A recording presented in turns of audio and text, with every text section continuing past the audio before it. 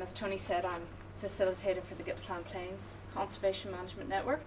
This is who we are. CMNs bring people together. So these are our stakeholders, and we also have a lot of private landholders who sit on our committee and are absolutely invaluable. We were the second CMN in Australia, and some of our landholders have been with us since the start. So this is our focused vegetation type, nationally endangered Gippsland red gum community. Red gums, which are Eucalyptus tereticornis, actually go right up the east coast and into PNG, but in our area there's a subspecies, mediana, which has been recognised as discrete and unique, and that was listed under EPBC last year. Now there's only about 3% left, so as you can imagine, linear reserves make up a significant proportion of that. Those figures might be a little higher. Paul's mapping might show that there's actually a little more now that we've got better native grassland mapping. So the area that I'm going to talk about mostly is the area where I focus on, which is east of, it's around the sort of Bairnsdale Lakes entrance area, which some of you might be familiar with. And a lot of the work that I'll talk about today has fallen out of DSE's bioregional biodiversity action planning process, which has been great for focusing resources on this nationally endangered community. So although I work for the CMN, a lot of this work I did independently for DSE. So just for the sake of recognising those people who pay my wages, I put the logos up for whoever paid for the project. Anyway, so linear reserves, what are they? Well, we've got three main types where we are. We've got unused road reserves. We don't have travelling stock routes, as Paul said. We've got normal roadsides, which Vic Roads manages, or the local shire, and we've got rail trails. Now, rail trails was something that sort of slipped through our net, and last year we brought the rail trail committees into our membership, and we've realised that they've got some really significant and very high quality kangaroo grass remnants, which we're helping them manage now. And they've also actually got some littoral rainforests and warm temperate rainforest remnants. Very keen group of all volunteers. Now, the one thing that you'll see about all these managers is the management of a nationally endangered community is not their primary focus, which is why you need a CMN, because they all sit on our committee and they hear the message again and again and again about how important their vegetation is. They may not actually even want it on their roadside, but they've got it, and they've got a statutory duty to recognise its threatened nature. So one of the areas that we work in, the large dark block up there is one of our largest flora and fauna reserves, about 1,000 hectares. And at the moment we're using our Caring for Country funding. We're working on a cross-property management plan, sort of focusing on that area. Now, that's the ideal. You want these large blocks of vegetation, especially grassy woodland, but you don't always have them. So this is where the connections become important. So I've just marked out here, the blue lines are those unused road reserves, and the green lines are the Shire roads. So you can see how they just connect up beautifully. Those red blocks are all Trust for Nature covenants. Now, Trust for Nature, which is a major partner of ours and actually set up the CMN, they put permanent protection on title on blocks of land. So that vegetation is now protected in perpetuity, and they have their own act, and those conservation covenants cannot be taken off that land. So they're a major contributor to biodiversity protection in our area. This one down here is an interesting one, because normally they wouldn't put these kind of covenant, these strong little linear patches, but because of the importance of that area, what they did was they helped the landholder. They fenced out from the unused road reserve, revegetated that area, and now that's under covenant. The landholder's now interested in actually extending that right out here, because there's lovely scattered trees in there. This is a Vic Roads offset property which they've just bought, and this is a new state reserve bought with federal funding, I think. So that's what, if we look just up at the top left, just sort of up there, that's that. And you can see even at that scale, thank you Google Earth, because our CMN doesn't sit within DSE or DPI, so we don't have access to a lot of ArcView and GIS. This property here kind of dropped out of our cross-property management planning because we hadn't really had much contact with this landholder, and he was a key, linking property. So I rang him up and said, I'd like to come out and talk to you about your scattered trees, because that's generally the project I run. And he said, oh, well, I'm really interested because I've got an unused road reserve that runs from here right up to the top, and another one that runs right over there. And he said, I need a new fence. The fence is falling down. I need to put a new one up. I've had public lands out from DSE, and they've told me that not a problem, I can put my new fence up and I can clear 4 metres of the vegetation in order to do it, quite legally under current exemptions, despite the fact that it's an endangered community at state and federal level. So we said to him, well, do you want to do that?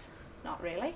So I said, well, what we're doing is we're working with him now. We've said we're trying to throw every available money that we've got at this property to say, will you fence off those reserves? Instead, we'll put you a new fence up in your paddock. And also, would you think about covenanting some of these really better areas? He took me down, as they do, you know, you have a drive around with the landholder. This is the paddock down here where his kids race their motorbikes. This is a degraded sedge wetland. It's probably 100% likely that it's got a nationally endangered plant living in it. The cost of putting that fence up just in that squiggly red line is $60,000. That's just the fencing alone. So, you know, it's a major investment. But that's how that linear reserve can then become an even greater contributor in the landscape to biodiversity. Now, the reason that we're doing this cross-property management planning is, of course, because of this suite of temperate eucalypt woodland birds that is declining all across southeast Australia. And these species all exist in that big block of vegetation, and our logic is if we start to expand out from that vegetation, provide them with the structural diversity they need, they too will move out. Not only does that block of vegetation support these small birds, but it also supports some of our major top-end predators in the region. Now, these 3 species will all take sugar gliders, and sugar gliders are probably one of the only small mammal species that is hung on in our area. All the ground dwellers have gone, but sugar gliders are doing okay, and they're doing okay in linear remnants. They generally like, you know, it's the usual thing, remnants bigger than 10 hectares and wider remnants, good quality remnants, but they will survive in linear remnants. So, you know, we're helping provide a prey source for these guys. So the problem is that we have to be really realistic. We have to say we've got limited resources. Can we really realistically manage these linear reserves? And can we make them self-sustaining so that we don't have to go back and manage them all the time? So this audience will know what edge effects are. I don't need to go into that. But locally, we've got a major problem with canopy dieback, and it's insect-mediated canopy dieback. And these are some of the bugs that will eat our red gums. And in some areas it can cause complete death. And so we've got edge effects. We've got a red gum species that's particularly prone to insect attack, and we've also got a major problem with noisy miners, big you know, native honey eater that very aggressively defends its territory, loves the linear remnants of a particular type, and I'll go into that later, and will farm the lerps for their sugary substance, and it will keep out all these guys. Really aggressive bird. Major problem. So how do we manage those? Can we manage them? Or is this what the future is going to look like? Are our linear remnants all doomed? Should we just forget about them? Well, there's been 2 major studies funded by DSE of linear remnants in the area, and I think they have given us some cause for optimism. So the first one looked at unused road reserves. Now, there was really good scientific data underlying the survey work that was done.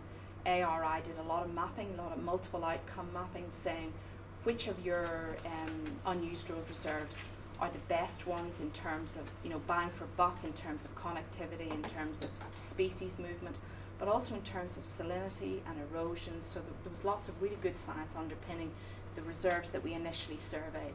And the other one was roadsides, and we looked at roadsides particularly for dieback.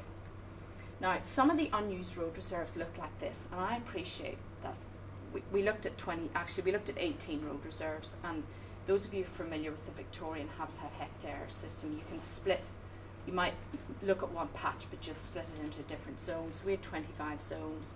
Some of them did look like this, and I appreciate that that's not a linear remnant per se, that it's part of a bigger patch. But nevertheless, from a management perspective, it's a linear remnant, and it's a bit of public land that you've got some say over. So the rest of them a lot of them looked like this. So these were scattered through paddocks connecting up, and that's the big block of vegetation I showed you earlier, the two strips running into it. Just to tell you a bit of a good news story, subsequently after the project, DSE did fence off those 3 rectangular areas. The CMN then came in and fenced off the area of scattered paddock trees. We left gateways for the farmer to have stock access through, and he was absolutely delighted. So the second study was on roadsides. Now, we purposely didn't look at any Vic roads because they are the highways. They are, bitumen. They have a different suite of management requirements. We mostly concentrated on these local authority roads, and most of them were gravel. And DSE has done some really good mapping in the region. They mapped all severe and moderate areas that were affected by dieback. Curiously, they didn't do areas that weren't affected by dieback, so that's a bit of a gap in the data that we have to go back and fill in. Okay, so we carried out habitat hectare assessments on 8 pairs, and we looked at severe and moderate, 100-metre sections on each side of the road. And then we, after doing that investigation of dieback, we thought, well, what about that other block of data about the unused road reserves? Can we look at that as well and say, what can we find out about dieback from it? And not surprisingly, the reserves that had the poorest canopy were those unfenced road reserves within paddocks. Not really very surprising. Now, the best ones, the picture was a little more muddled, and I want to draw your attention to the fact that we've got 2 fenced ones within paddocks and one unfenced and within a paddock. What that's starting to suggest to us is that it is possible to have a linear reserve that's in really good ecological condition and that you can maintain within a paddock. So these are what you do when you do a habitat hectare score. So you look at 7 vegetation condition scores, 3 landscape connectivity scores, and then you get a score out of 100. Now, across all those linear unused road reserves, half of them had the number of large old trees that you'd expect to find in a really good patch. So these unused road reserves are holding a lot of the large old trees in the landscape. Now, I know I probably don't need to stress the importance of large old trees to this audience, but last week our local newspaper had a story about a developer who is up in arms because he has to maintain 5 large old trees in his development, and he's so angry about it because he has spent thousands revegetating. He has put in 8,000 plants over the last 2 years. He feels he's done his bit. He doesn't get that the large old tree is going to take 100 years to produce a hollow. So, we understand it, but there's a real lack of understanding in the community about how important they are. And I just can't resist this barn owl. This was in a roadside tree, and this is what came out of that nest. So I just have to share that with you. This is Rowan Bilney's superb photography.